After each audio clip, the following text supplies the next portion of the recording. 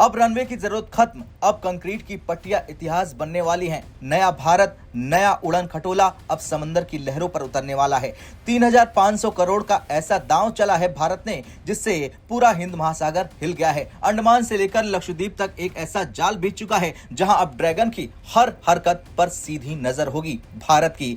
15 albatross 2 यानी 15 हवाई शिकारी परिंदे अब भारत की झोली में आ चुके हैं। पर याद रखिए, पर्यटन सिर्फ एक मुखौटा है, असली खेल है समंदर पर कब्जे का। आज के इस वीडियो में हम आपको बताएंगे आखिर अल्बाट्रॉस 2 है क्या, 3,500 करोड़ क्यों गेम चेंजर है, कैसे इंडिया बना रहा है फ्लोटिंग एयर बेस, और क्यों चाइना के इंडो पैसिफिक सपने को झटका लग गया है। दरअसल जब पूरी दुनिया की नजरें राफेल फाइटर जेट्स मिसाइल की गर्जना पर टिकी थी, ठीक उसी वक्त भारत ने पानी पर एक ऐसी चाल चली जिसने एविएशन इंडस्ट्री के सारे नियम ही बदल दिए। हम अक्सर सोचते हैं देश को ताकतवर बनने के लिए बड़ी मिसाइल चाहिए, परमाणु बम चाहिए, लेकिन कभी कभी एक सही इंफ्रास्ट्रक्चर प्लान और एक मास्टर बिजनेस डील दुश्मन की नींद उड़ाने के लिए काफी होती है। खबर आई है एएआई से 3500 करोड़ की डील की। यह रकम सिर्फ जहाज खरीदने की नहीं है, यह रकम है पूरे सिस्टम को बदलने की। एएआई का सीधा संदेश है कि अब भारत को उड़ने के लिए जमीन नहीं चाहिए, अब हम पानी में भी उड़ेंगे, पानी में भी उतरेंगे और पानी पर ही राज करेंगे।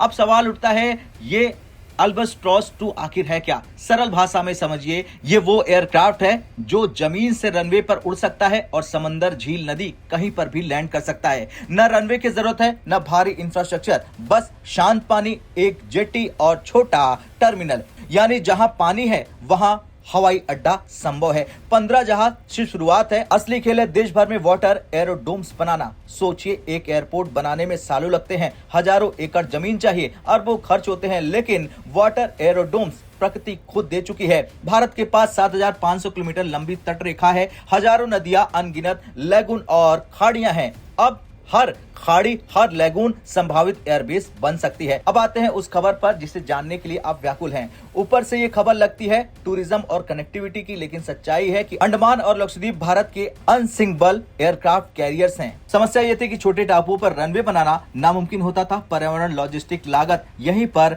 अल्बाट्रॉस 2 की एंट्री होती है। अब रसद, दवाइयां, सैनिक सप्लाई, सर्विलांस, सब कुछ सीधे पानी पर उतर सकता है। अब जरा सामरिक तस्वीर समझते हैं। अगर कल को कोई संदिग्ध जहाज, कोई दुश्मन सबमरीन, कोई चाइनीज स्पाई वेसल हमारी सीमा में हलचल करता है, P-8I जैसे बड़े विमान तैयार होने में वक्त लगाएंगे, लेकिन ये छोटे एमपीबीएस एयरक्राफ्ट पहले से द्वीपों पर तैनात रहेंगे, तुरंत उड़ान भरेंगे, तुरंत आंख और कान तेज करेंगे। इससे सर्विलांस गियर लगेगा, रडार, ईओ सेंसर फिट हो सकते हैं, यानी इंडो पैसिफिक में 24/7 निगरानी। अब दुश्मन को नहीं पता है कि भारत का जहाज कहां से उड़ेगा, कहां से उतरेगा, और यही अनप्रिडिक्टेबिलिटी युद्ध की सबसे बड़ी ताकत होती है। अब आते हैं सबसे बड़े धमाके पर।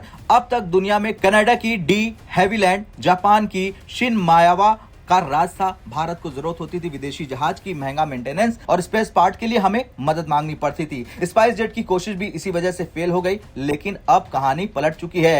एपोगी एरोस्पेस स्वदेशी कंपनी ने अल्बाट्रॉस 2 के साथ विदेशी ताकतों का गुमान तोड़ दिया है। जब जहाज देश में बनेगा, लागत कम होगा, मेंटेनेंस आसान रहेगा, पैसा भारत में ही रहेगा। अब 15 जहाजों का यह ऑर्डर हजारों इंजीनियरिंग नौकरियां देंगी, सैकड़ों एमएसएमईज को काम देंगी, पूरी सप्लाई चेन एक्टिव हो जाएंगी। भारत अब सिर्फ बायर नहीं, भारत अब मैन्युफैक्चरर बन चुका है। याद रखिए, ग्लोबल मार्केट में एम्फीबियस एयरक्राफ्ट की डिमांड बढ़ रही है। कल को मालदीव, मॉरिशस और वियतनाम भारत से अल्बाट्रॉस 2 खरीदें तो हैरानी नहीं होनी चाहिए। खैर, 15 जहाज सिर्फ शुरुआत है, असली खेल तब शुरू होगा जब हर बड़े पैमाने पर रिवर फ्रंट पर अल्बाट्रॉस 2 उतरते देखेंगे। भारत जमीन जीता, आसमान जीता, अंतरिक्ष जीता और अब समंदर को रनवे बना रहा है। यहाँ चीन को साफ संदेश है कि इंडो पैसिफिक में घेरने के सपने छोड़ दो, क्योंकि यहाँ का पानी भी अब भारत का एयरबेस है।